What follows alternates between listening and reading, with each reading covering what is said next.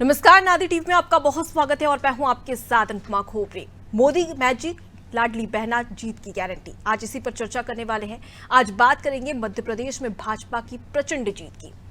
Bharatiya Janata party ने मध्य प्रदेश में एक बार फिर ऐतिहासिक जीत दर्ज की है। वोट प्रतिशत के लिहाज से देखें तो मध्य प्रदेश में अब तक के हुए विधानसभा चुनाव में भारतीय जनता पार्टी की ये सबसे बड़ी जीत है। पहली बार भारतीय जनता पार्टी को विधानसभा चुनाव में 48% से ज्यादा वोट मिले हैं, जो कि एक रिकॉर्ड है। भाजपा के लिए बेमिसाल प्रदर्शन का श्रेय एक तरफ जहां मोदी मैजिक को दिया जा रहा है, वहीं लाडली बहना योजना को भी गेम चेंजर बताया जा रहा है। मोदी मैजिक के कारण मध्य प्रदेश में भाजपा के खिलाफ एंटी इनकम्बेंसी का असर खत्म हो गया है। भाजपा ने मोदी के चेहरे को आगे रखकर चुनाव लड़ा और कांग्रेस के डॉक्टर गोविंद सिंह, जीतू पटवारी, सज्जन सिंह वर्मा जैसे दिग्गजों को परास्त कर दिया। पूरी तरह से अगर देखा जाए तो वहीं दूसरी तरफ लाडली बहना ने भाजपा के मत प्रतिशत को बढ़ाने में महत्वपूर्ण भूमिका निभाई है। भाजपा के बहुत से नेताओं को 50,000 से ज्यादा मतों से जीत हासिल हुई है। इस तरह के परिणाम लोकसभा में आते हैं, विधानसभा में 50,000 से ज्यादा की जीत मायने रखती है। खास बात यह रही कि पिछले चुनाव के मुकाबले भाजपा की महिला विधायकों की संख्या दोगुनी हो चुकी है। इस बार भाजपा ने 27 महिलाओं को टिकट दिया था, जिनमें से 21 ने जीत दर्ज की है। जिन 34 सीटों पर महिलाओं ने पुरुषों से अधिक मतदान किया था, उनमें से 24 पर भाजपा जीतने में कामयाब रही। भाजपा की इस जीत का श्रेय लाडली बहना योजना को भी दिया जा रहा है, जिसके जरिए 1.32 करोड़ महिलाओं को हर महीने 1250 रुपए सीधे खाते में डाले जाते हैं। दूसरी तरफ कांग्रेस के नेता ज्यादातर सोशल मीडिया और कुछ विशेष क्षेत्र में ही सक्रिय दिखाई दिए। जनता के बीच जाकर गहराई से पकड़ बनाने में कांग्रेस कामयाब नहीं हो सकी, जिसका खामियाजा कांग्रेस को इस चुनाव में भुगतना पड़ा। कांग्रेस को 130 सीट जीतने का आत्मविश्वास था और प्रदेश कांग्रेस कार्यालय के बाहर कमलनाथ की जीत के पोस्टर भी लग गए थे, लेकिन सारे दावे उल्टे पड़ गए। जबकि अगर बात कर ली जाए तो कांग्रेस ने जैसी कल्पना नहीं की थी, उससे भी बुरी हार का सामना कांग्रेस को यहां पर करना पड़ा है। आज इसी पर चर्चा करेंगे, एक खास पैनल भी हमारे साथ में जुड़ेगा। लेकिन बात कर ली जाए तो देखा जाए तो अब मध्य प्रदेश में एक प्रचंड जीत के साथ में भारतीय जनता पार्टी अपनी सरकार बना रही है। आज चर्चा करेंगे हमारे साथ में बृजराज सिंह बीजेपी की ओर से, रत्नाकर सिंह कांग्रेस की ओर से और इसके साथ ही साथ वरिष्ठ पत्रकार चंद्रकांत नायडू हमारे साथ में जुड़े हैं। आप सभी मेहमानों का बहुत स्वागत है अनादि टीवी में। सबसे पहले मैं शुरुआत करूंगी बृजराज जी आपसे ही। संस्कृत का एक बहुत ही अच्छा श्लोक है और काफी प्रचलित श्लोक है, यत्र नार्यस्तु पूज्यन्ते रमन्ते तत्र देवताः, अर्थात जहां पर नारी का सम्मान किया जाता है वहां पर स्वयं देवता वास करते हैं। और इसी की तर्ज पर सीएम शिवराज सिंह चौहान के साथ ही साथ बीजेपी पार्टी भी चली है। ऐसे में क्या समझा जाए कि सबसे बड़ा श्रेय अगर मध्य प्रदेश में जीत का दिया जाए तो वो लाडली बहना योजना या फिर लाडली लक्ष्मी योजना को दिया जाए?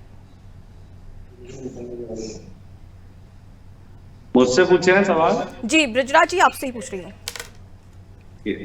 माननीय, मैं आपको एक बात, आपने बहुत ही सुंदर विषय रखा है।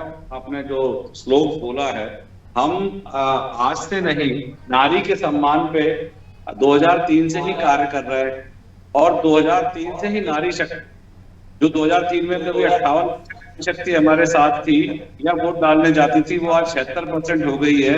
नारी शक्ति, महिला शक्ति का सम्मान सनातन धर्म में सबसे ऊपर है और किया जाता है। राम से पहले सीता को पूजा जाता है, वैसे ही हमारी पार्टी ने नारी शक्ति बहुत प्रमुखता से उनके हक के लिए और उनके भलाई के लिए कार्य किए हैं, जिसकी वजह से आज 76% नारी शक्ति ने मध्य प्रदेश में वोट डालकर हमारी सरकार को इतने बड़े बहुमत से जिताया है। मुख्य बात इसमें यह है कि लाडली अभी 4 महीने पहले आई है, लेकिन लाडली लक्ष्मी और भी बहुत सारी स्कीमें हैं जो पहले से चली आ रही हैं। स्वसत्ता समूह के अंतर्गत बहुत बड़ा एक महिलाओं का वर्ग भारतीय जनता पार्टी से जुड़ा हुआ है। किंतु इस जीत के लिए मैं मातृशक्ति का तो अभिनंदन करता हूं, उनको साधुवाद तो करता ही हूं, उसके साथ साथ मैं अपने नेतृत्व का भी अभिनंदन करता हूं कि उन्होंने मातृशक्ति को कि 50% के मध्य प्रदेश में है, उनको पुरुषों के बराबरी पे खड़ा कर दिया है। मातृशक्ति ने किसी मैंडेट को नहीं माना, किसी भी अपने परिवार के सदस्य को नहीं किसी की बात नहीं मानी और उन्होंने जाके सिर्फ कमल के फूल पे वोट डाला है। उनको मोदी की गारंटी पे और भाजपा पर भरोसा था कि मोदी जी अगर गारंटी दे रहे हैं तो भारतीय जनता पार्टी जो भी वचन जो भी संकल्प ले रही है उनको पूर्ण करेगी। जी बिल्कुल, देखा जा सकता है और यही कमल का कमाल है कि आज भाजपा की सरकार मध्य प्रदेश में एक बार फिर से है। ठीक है, मैं रत्नाकर जी का रुख करूंगी। रत्नाकर जी, कांग्रेस की हार का अगर देखा जाए तो सबसे बड़ा कारण क्या लगता है आपको?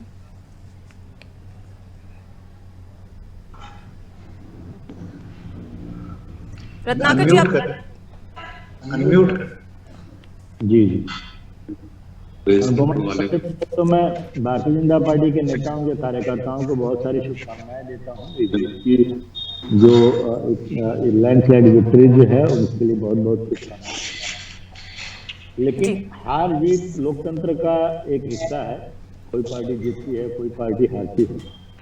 लेकिन प्रश्न जो विपक्ष पार्टियां उठाती रही हैं वो तो सारे प्रश्न अभी वैसे ही रहेंगे और विपक्ष की भूमिका में हम वो सारे प्रश्न जो है उठाते हैं। हमारी अभी हार के बहुत सारे कारण हैं, बहुत सारे फैक्टर्स हैं। किसी एक फैक्टर्स को पे अगर बात करें हम सिर्फ कि एक ही फैक्टर कारण बना हार के लिए, तो ये कहना अभी बहुत जल्दीबाजी होगी। उसमें हम लोग अभी समीक्षा जरूर करेंगे कि कहाँ पे हमसे चूक हुई है। लेकिन सबसे बड़ी चूक मेरी समझ में जहाँ तक आ रही है, जैसे छत्तीसगढ़ हुआ या राजस्थान हुआ, छत्तीसगढ़ की सरकार या राजस्थान की सरकार ने जनहित में बहुत सारे काम किए और अपने वादों को 95% से ज्यादा अपने वादों को जो मैनिफेस्टो में किया था वो सारे वादे उन्होंने पूरा किए। लेकिन हमारी कमी यही रही कि हम उन जो धरातल पे उन सारी चीजों को वो जो काम किया है उसको हम लोग पहुंचा नहीं पाए, लोगों को बता नहीं।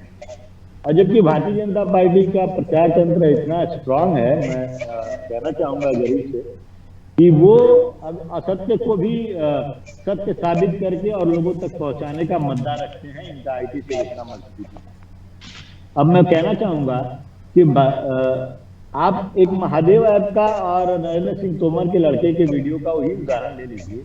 नरेंद्र सिंह तोमर के लड़के का वीडियो 2-3 वीडियोज उजागर हुए जिसमें वो करोड़ों के हेराफेरी की बात उसमें चल रही थी, जो हम जनता तक इसको हम परसेप्शन नहीं बना पाए कि भारतीय जनता पार्टी मध्य प्रदेश में भ्रष्टाचार में डूबी हुई सरकार है। और वहीं पे जहाँ पे महादेव ऐप की अगर बात ले लें छत्तीसगढ़ में, तो छत्तीसगढ़ में भारतीय जनता पार्टी ने जो आरोप लगाया था भूपेश बघेल के ऊपर, वो चुनाव के बाद वो आरोप से मुकर जाता है कि नहीं, मैंने किसी राजनेता को पैसा नहीं दिया। लेकिन भारतीय जनता पार्टी उस असत्य को सत्य की तरह लोगों तक पहुंचा दी और उसका जो है चुनावी फायदा उठा लिया। लेकिन हम कहीं पे जो सत्य था, जो नरेंद्र मोदी जो लेकिन रत्नाकर जी, ये तो आपकी नाकामयाबी है ना कि आप लोगों तक ये नहीं पहुंचा पाए, तो कहीं ना कहीं इसमें जिम्मेदार तो आप ही है। अनुपमा जी, मैं वही कह रहा हूँ कि ये हमारी कहीं न कहीं नाकामयाबी रही कि हम अपने लोक लुभावन जो स्कीमें जो चलाए थे, जो जनता के हित में काम किए थे, वो कहीं न कहीं हम जनता तक नहीं पहुंचा पाई। ये हमारी सबसे बड़ी नाकामी रही। अगर हम जनता तक पहुंचा पाते तो आप बताइए, राजस्थान में जो चिरंजीवी योजना है, जो हमने ओपीएस लागू किया, जो हमने 500 में सिलेंडर दिए, जो महिलाओं को किराए में 50% सब्सिडी, जो 76 लाख लोगों को हमने 500 में गैस सिलेंडर दिया, इंदिरा रसोई योजना चलाई, 3 लाख युवाओं को रोजगार दिया, 15,500 किसानों के करोड़ किसानों के कर्ज माफ किए। और आप छत्तीसगढ़ की बात ले लीजिए, वहां पे स्वयं उनके कार्यशैली के कायल थे प्रधानमंत्री नरेंद्र मोदी जी। कई नीतियों का उन्होंने बड़ाई कर चुके हैं। तो ये बहुत सारी चीजें थी जो हम हमारी सरकारों ने किया। लेकिन अंततः अगर आप जनता को वो चीजें नहीं बता पाएंगे तो निश्चित रूप से वो वोट में कन्वर्ट नहीं होता है। लेकिन उसके बावजूद भी तो इतनी सारी योजनाएं चलाने के बाद में आप सफलता गिना रहे हैं छत्तीसगढ़ सरकार और राजस्थान सरकार की, लेकिन वहां से भी जनता ने उन्हें बेदखल कर दिया है। जी अनुपमा जी, बिल्कुल जनता ने जो है वो बेदखल कर दिया। उसका कारण मेरे हिसाब से वही सबसे प्रमुख कारण था। क्योंकि मैं आपकी बात ले लूं अभी, जहाँ पे ये कह रहे हैं कि लाडली बहना स्कीम का, तो लाडली बहना स्कीम की तरह बल्कि उससे अच्छी स्कीम गृह लक्ष्मी योजना जो हम राजस्थान के लिए, छत्तीसगढ़ के लिए, मध्य प्रदेश के लिए और जहाँ पे हमारे हम चुनाव लड़ रहे थे वहां के लिए हम लोग लेकर आए थे कि हम महिलाओं को प्रति वर्ष जो है 10,000 से 15,000 रुपए देंगे। लेकिन आप देखिए कि किस तरह से हमारी गृह लक्ष्मी योजना, जो इनसे बेहतर योजना थी लाडली बहन योजना से, वो जनता तक हम नहीं पहुंचा पाए। और ये लाडली बहन योजना जो इन्होंने जन जन तक उसको पहुंचा दिया और वोट हासिल करने का काम किया। तो हमारा सबसे प्रमुख कारण था, हम अपनी नीतियों को, अपनी अच्छाइयों को जनता तक पहुंचाने में नाकामयाब रहे, जो ये इन सब मामलों में सफल रहे। जी, तो मतलब लाडली बहना योजना नारी सम्मान योजना पर हावी हो गई, ये आप स्वीकार कर रहे थे? गृह लक्ष्मी योजना जो है, हमने 10,000 से 15,000 प्रतिवर्ष देने की जो बात कही हम अपने राज्यों में, उस पर लाडली बहन योजना, देखिए कोई भी योजना है, जब तक आप लोगों तक उसको पहुंचाएंगे नहीं, लोगों तक को बताएंगे नहीं, तब तक आप लोग कैसे समझेंगे कि आप ये सारी चीजें करने वाले हैं। जिसमें मैं बोला था, प्रचार तंत्र में भारतीय जनता पार्टी का आज कोई सानी नहीं है। एक छोटी सी घटना होती है और सुबह से लेकर शाम तक इनके सारे प्रमुख नेता जो है मीडिया में आ जाते हैं और बैठ जाते हैं और उसको बोलने लगते हैं, और सारे लोगों को, और मीडिया भी उसको दिखाने लगता है। चलिए ठीक है, इसका जवाब मैं लूंगी ब्रजराज जी से, लेकिन उससे पहले वरिष्ठ पत्रकार हमारे साथ में जुड़े, एक बार उनका रुख कर लेती हूँ। चंद्रकांत जी हमारे साथ में जुड़े हुए। चंद्रकांत जी, जिस प्रकार से बीजेपी को मध्य प्रदेश में प्रचंड जीत मिली है, ऐसे में इसका श्रेय किसको दिया जाए, मोदी मैजिक को या फिर लाडली बहना योजना को? देखिए, ये दोनों तो पहले से भी रहे हैं। मोदी मैजिक भी पहले से रहा है, शिवराज सिंह जी भी पहले से रहे हैं, लाडली बहना योजना के पहले और दूसरी स्कीम्स भी होती थी। इस बार का मिला के अगर श्रेय दिया जाना है तो कनेक्ट को दिया जाना है, लोगों से कनेक्ट स्थापित करना। देखिए, पिछले बार भी यही लोग थे, लेकिन इलेक्शन हार गई थी मध्य प्रदेश में बीजेपी, याद रखिए। और ये बात है कि देखिए, एक चीज जरूर थी, हम लोग जो मतलब आकलन कर रहे थे वो इस बात पर कर रहे थे कि भाई कितनी सहानुभूति कांग्रेस को मिलेगी, जो पिछली बार सरकार गिरने के कारण स्थिति पैदा हुई थी उसके कारण। लेकिन इस सब को नकारते हुए पूरा जनमत अपने साथ में कर लेना अपने आप में एक बहुत बड़ी उपलब्धि है, हम इसको नकार नहीं सकते। और ये जो है किसी भी तरह से संभव नहीं था अगर ये प्रचार तंत्र नहीं होता बीजेपी पास।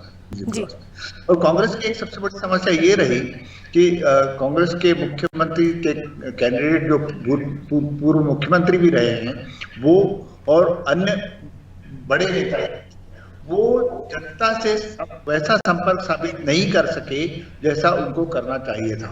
स्थापित करने के लिए सबसे बड़ी बात है, कमलनाथ जी के अगर व्यक्तित्व को देखें तो वो ना यूथ से कनेक्ट होते हैं, ना महिलाओं से कनेक्ट हो पाते हैं, और ना ही बुजुर्गों के साथ में कनेक्ट हो पाए। तो कुल मिला के ये जो चीज है, ये इसको स्वीकार करना पड़ेगा कांग्रेस को कि उनकी स्थिति बहुत इस मामले में कमजोर रही, जबकि किसी तरह से कम नहीं था पार्टी का काम पिछली बार।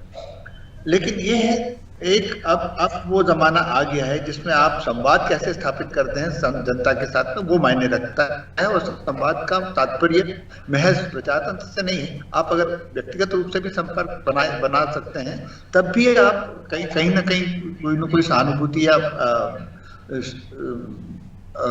समर्थन प्राप्त कर सकते हैं। तो ऐसी चीजें मैं समझता हूँ कि स्वीकार कर लेनी चाहिए, और खुद मीडिया को भी ये मान लेना चाहिए कि उसने पूरी तरह से, मतलब खासतौर से उस मीडिया को छोड़ दीजिए जो निरंतर बीजेपी के साथ में रहा, लेकिन जो आलोचक थे बीजेपी के, देखिए एक चीज माननी पड़ेगी हम लोगों को, अगर संस्था में कोई संस्था है या पार्टी है तो उसकी आलोचना अगर होती है तो उसको बुरा नहीं लेना चाहिए, उसको सही ढंग से लिया जाना चाहिए। वैसा हो नहीं पा रहा आजकल, क्योंकि प्रचार तंत्र इस तरह से होता है कि अगर आपने कोई भी चीज ये बता दी साहब फलानी चीज में कमी है तो उसको एक अपराध मान लिया जाता है कि ये आलोचना कर रहा है।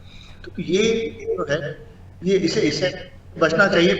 बीजेपी को अभी आगे और काफी जाना है, तो ये अगर इससे बच के आगे का काम करेगी तो मैं समझता हूँ 2000 एक तरीके से चंद्रकांत जी इसे इस प्रकार से भी समझा जा सकता है कि कहीं ना कहीं कांग्रेस में काफी कमी थी, एक विफलता थी कि आम जनता तक वो नहीं पहुंच पाई। एक और देखा जाए तो सीएम शिवराज सिंह चौहान, उसके साथ ही केंद्रीय दिग्गज नेता लगातार मध्य प्रदेश में दौरा करते रहे, और कंपेरिजन भी किया जाए कांग्रेस और बीजेपी में तो ज्यादातर बीजेपी के नेताओं ने जनसभाएं की है, ये स्पष्ट होता है।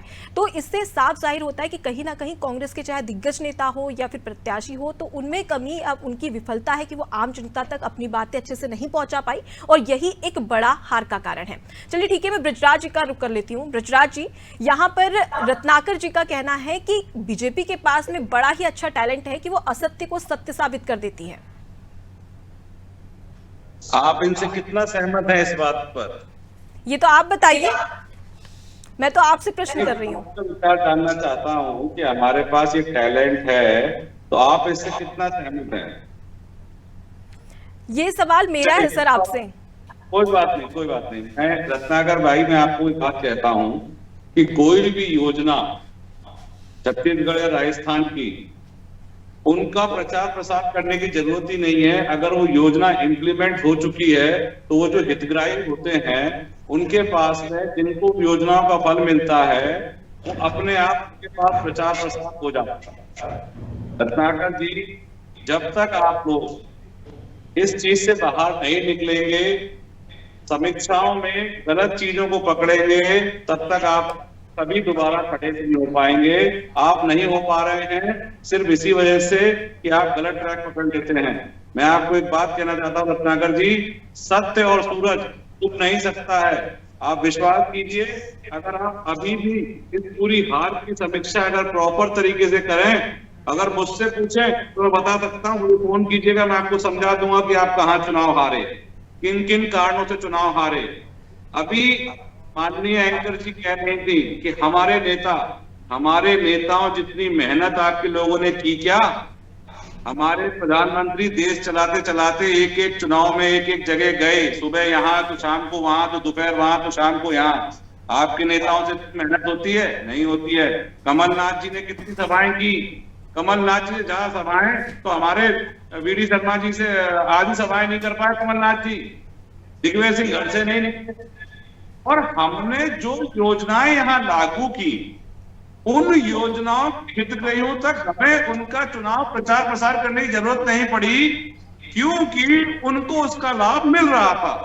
अरे भाई, जिनको लाभ मिल रहा है, राजस्थान टिका लगा हुआ है, छत्तीसगढ़ लगा हुआ है, चुनाव प्रचार करने की जरूरत ही नहीं पड़ी। मोदी जी ने मन से खड़े होकर कहा कि ये मेरी गारंटी है, ये होगा, ये होगा। ब्रजराज जी, आप गारंटी की बात कर रहे हैं, तो कई सारी घोषणाएं आपके द्वारा भी की गई है, और ये भी कहा जाता है कि मोदी मतलब हर गारंटी के पूरे होने की गारंटी। लेकिन मेरा आपसे ये प्रश्न है कि क्या मोदी है तो हर गारंटी के 5 साल में पूरी होने की गारंटी है? देखिए, आप माननीय एक बात समझने का प्रयास कीजिए कि जब से 2014 से माननीय मोदी जी आए हैं, बहुत सारी राज्य सरकारों की भी, भारतीय जनता पार्टी की राज्य सरकारों की भी कार्य करने की प्रणाली बदल गई है। आज इम्प्लीमेंटेशन और एग्जीक्यूशन पे फोकस किया जाता है। जिसका हम उद्घाटन करते हैं, जिसका हम फीता काटते हैं, उसका उद्घाटन भी हम ही कर रहे हैं। ये 10 सालों में दिखा है। मैं रत्नाकर जी को आपके चैनल के माध्यम से एक बात कहना चाहता हूं कि हमारी पार्टी, विशेषकर मोदी जी के नेतृत्व में जो पार्टी आज स्टार सरकारें काम कर रही हैं, वो डिलीवरी पे फोकस कर रही हैं।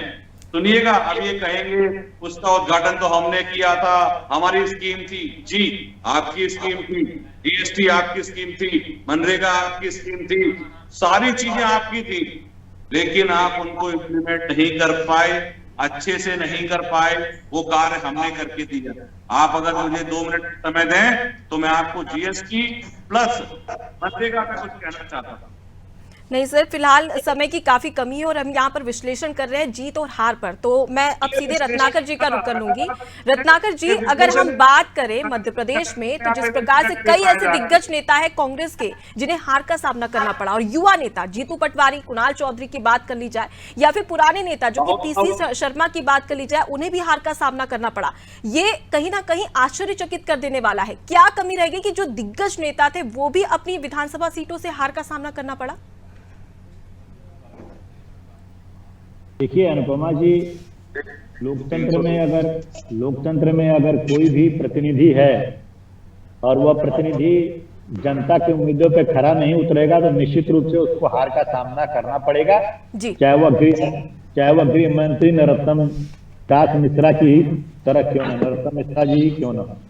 तो ये लोकतंत्र की खूबसूरती है कि काम करने वाले को जिताते हैं, और जो काम नहीं करते, सिर्फ बयानबाजी करते हैं, उसको हराते हैं। निश्चित रूप से दो चीजें बहुत प्रमुखता से ये लोग कह रहे हैं कि गारंटी, और दूसरी कह रहे हैं मोदी मैजिक। मैं बाली चीज पहले कह लेता हूँ, मोदी जी की गारंटी का ये दम जो भर रहे हैं लोग कि मोदी ये गारंटी है, मोदी है तो उनकी गारंटी है और जरूर पूरा करते हैं। मोदी जी ने बहुत सारे गारंटियां दिया था। मैं पूछना चाहूंगा भारतीय जनता पार्टी के नेता से कि मोदी जी ने जो गारंटी दिया था कि 2 करोड़ रोजगार प्रतिवर्ष देंगे, क्या वो पूरा किए? मोदी जी ने गारंटी दिया था कि बहुत हो गई महंगाई की मार, अब की बार मोदी सरकार महंगाई तो 3 गुना बढ़ गई है, क्या मोदी जी उस पर कोई विचार किया?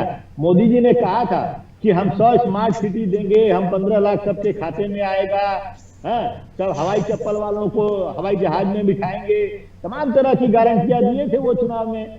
तो कहाँ पे है वो गारंटियां भाई? अब बताइए गारंटी को पूरा हुई क्या? अरे आप जीत गए, उसको आप मोदी जी को एक ब्रांड बना करके और आप चुनाव लड़ते हैं और उसको आगे आने वाले चुनाव में भुनाने की कोशिश करते हैं। और मोदी मैजिक की बात कर रहे हैं ये कि मोदी मैजिक है, हर जगह जहां जाते हैं वहां जीत जाते हैं। भाई अगर मोदी जी की मैजिक है तो 5 राज्यों में चुनाव हुआ है, 5 राज्यों में 3 राज्यों में तो मोदी का मैजिक चलता है, 2 राज्यों में क्यों विफल हो जाता है? उनका जादू खत्म हो जाता है क्या 2 राज्यों में? तेलंगाना में और मिजोरम में उनका जादू खत्म हो गया। और मोदी मैजिक अगर रहता तो कर्नाटका में भी मोदी जी जीतते और हिमाचल में भी मोदी जी जीतते। कर्नाटका में तो उन्होंने 26 ठीक है, इसका जवाब लूंगी मैं ब्रजराज जी से, लेकिन एक और प्रश्न मेरा है आपसे कि जिस प्रकार से कमलनाथ की नेतृत्व में मध्य प्रदेश में चुनाव लड़ा गया है, अब हार के बाद में उनकी भूमिका क्या रहेगी? क्या वो प्रदेश में ही पीसीसी चीफ बने रहेंगे या फिर दिल्ली में उन्हें कोई बड़ी जिम्मेदारी सौंपी जाएगी? देखिए अनुपमा जी, मैं इस निर्णय के लिए और इस पे बात करने के लिए बहुत छोटा कार्य करता हूँ जी। ये कमलनाथ जी को संगठन में क्या जिम्मेदारी दी जाएगी, ये हमारा नेतृत्व, राष्ट्रीय नेतृत्व है, वो तय करेगा कि उनको आगे आने वाले समय में किस तरह की जिम्मेदारी दी जाएगी। चलिए ठीक है, मैं ब्रजराज जी का रुख कर लेती हूँ। ब्रजराज जी, जैसा कि रत्नाकर जी ने भी जिक्र किया, नरोत्तम मिश्रा वो भी चुनाव हार गए, उसके साथ ही कई ऐसे दिग्गज और 12 मंत्री हैं जिन्हें हार का सामना करना पड़ा। इसके पीछे क्या कारण है? और उसके साथ ही साथ अगर देख लिया जाए तो कई ऐसे दिग्गज नेता हैं जिन्हें हार का सामना करना पड़ा। पिछली बार भी ठीक ऐसे ही हुआ था कि कई मंत्रियों को हार का सामना करना पड़ा था। इस बार भी ठीक वैसी ही स्थिति देखी जा रही है। क्या बड़े कारण है कि आम जो प्रत्याशी होते हैं वो तो जीत जाते हैं, लेकिन जो बड़े और दिग्गज मंत्री रहते हैं उन्हें हार का सामना करना पड़ता है? ब्रजराज जी, आपका माइक अनम्यूट कर लीजिए। Mic unmute.